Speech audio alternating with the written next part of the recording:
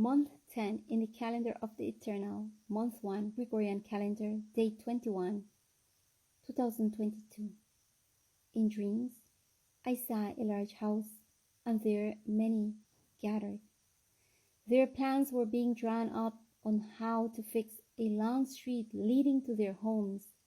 Instructions were given, and all went out to their assigned places. After some time had passed, I was ordered to walk down the street of said repair. I soon noticed that, at the beginning of it, many were working with great effort. So after seeing them, I continued on my way.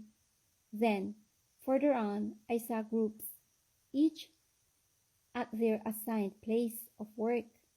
Of this, some were working, some talking, some sitting. Thus I continued my course, and saw areas already repaired and areas as yet unrepaired. Arriving almost at the end of the road, there I saw several groups. They were all sitting around chatting with each other. Immorality was in their words and actions, and they boasted of having finished their work much faster than the other groups. Soon the foreman arrived to inspect this work, and they all began to report to him according to them their hard work. I heard the workers say to each other, "Now everything will be much better for us. With the street ready, everything will be easily accessible." The foreman kept going around the site and began to notice flaws and expose them to the workers. And they refuted him by saying, "With my way of doing it, it was easier and faster." But the foreman didn't like it. The whole road was made of different materials and different processes, and for the foreman, this was not acceptable.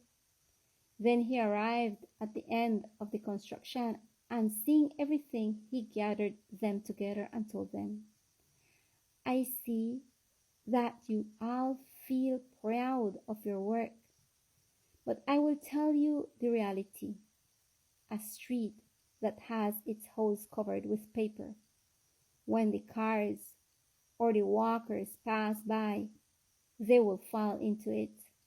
A landslide supported by sticks will not prevail.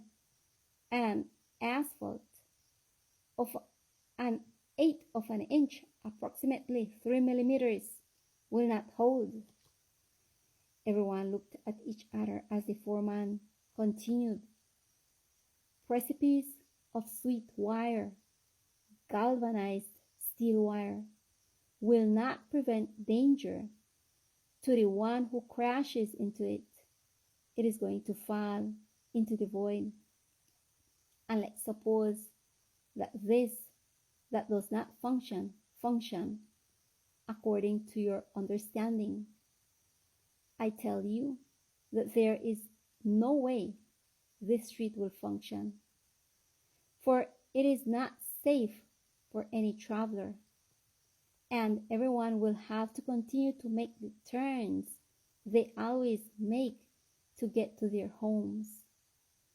All were bad-humored and spoke loudly to each other of their displeasure with the foreman.